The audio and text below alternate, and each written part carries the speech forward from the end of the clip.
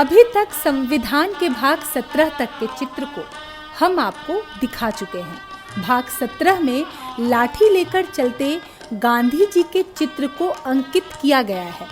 अब बात संविधान के भाग 18 की, जिसका विषय है आपात उपबंध। संविधान निर्माताओं ने गांधी जी की दांडी यात्रा के चित्र से ये संकेत देने की कोशिश की है कि कितनी ही विपरीत परिस्थिति क्यों ना हो, उसका हल सत्याग्रह से निकाला जा सकता है। इसीलिए गांधी जी की दांडी यात्रा का चित्र भाग 18 में अंकित किया गया है। आइए इस चित्र के आशय को और विस्तार से समझते हैं। भाग 18 में भी फिर महात्मा गांधी का ही चित्र है, लेकिन वो है शांति स्थापना करने के लिए आए हुए महात्मा गांधी। तो ये शांति स्थापना के लिए कहां गए थे? तो एक इतिहास का बहुत काला पन्ना अपने देश में हुआ है। देश के विभाजन से पहले डायरेक्ट एक्शन इस नाम से मुसलमान अपना अस्तित्व का एहसास कराने के लिए स्थान स्थान पर काफिरों के विरोध में, अर्थात हिंदुओं के विरोध में रास्ते पर आ चुके थे। जिन्ना ने डायरेक्ट एक्शन की पहल की थी, आह्वान किया था, और उसी का परिणाम था कि जहां जहां मुसलमान बहुसंख्यक थे या अच्छी संख्या में थे, वहां उन्होंने काफिरों को मारना, काटना, उनको प्रताड़ित करना, उनको भगाना, ये सारा शुरू कर दिया था, जिसका नाम उन्होंने डायरेक्ट एक्शन दिया था। डायरेक्ट एक्शन के पीछे भाव यही था कि हम पाकिस्तान के रूप में भारत का जो हिस्सा अलग करवाना चाहते हैं, उस हिस्से में हम हैं और इसलिए हम अलग होना चाहते हैं, इसका एहसास दिलाने के लिए उन्होंने डायरेक्ट एक्शन करवाई थी।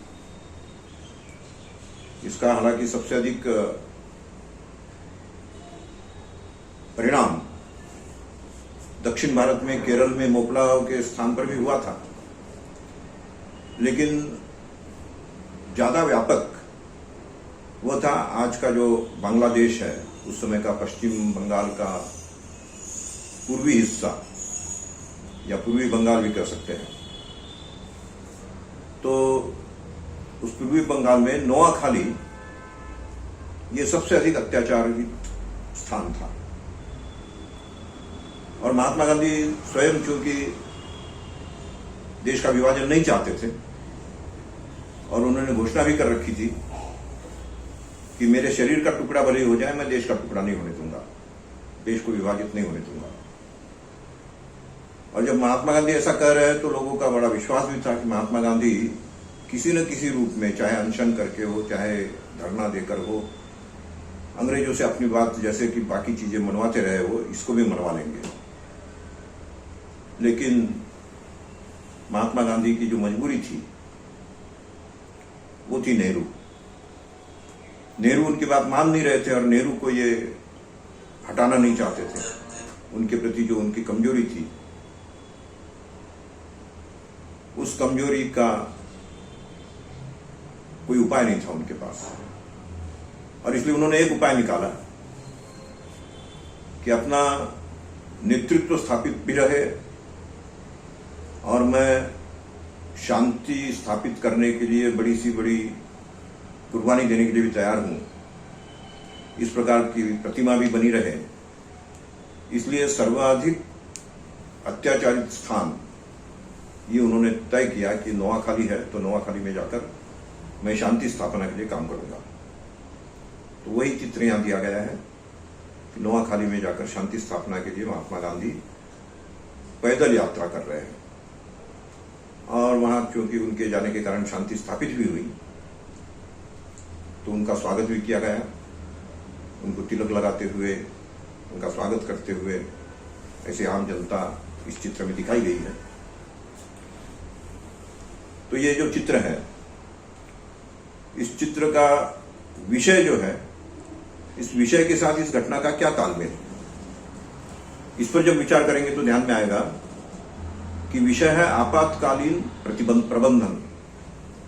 देश में जब कहीं कोई आपातकालीन स्थिति आती हो, जहां बहुत अधिक अत्याचार या बहुत अधिक अराजकता निर्माण होने की स्थिति आती हो, तो उस समय हमें क्या करना होगा। तो नेता का ये धर्म बनता है कि सबसे अधिक अत्याचारित स्थान पर जाकर वहां शांति स्थापन करें। देश को कितना ही कठिन समय क्यों ना देखना पड़े, चाहे वो कितनी ही बड़ी त्रासदी क्यों ना हो, उसका हल शांति से निकाला जा सकता है।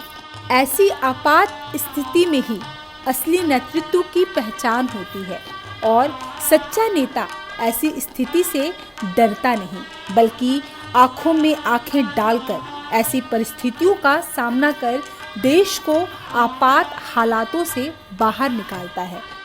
अगले वीडियो में हम दिखाएंगे कि संविधान के भाग 19 में क्यों नेताजी सुभाष और आज़ाद हिंद फौज के चित्र लिए गए हैं।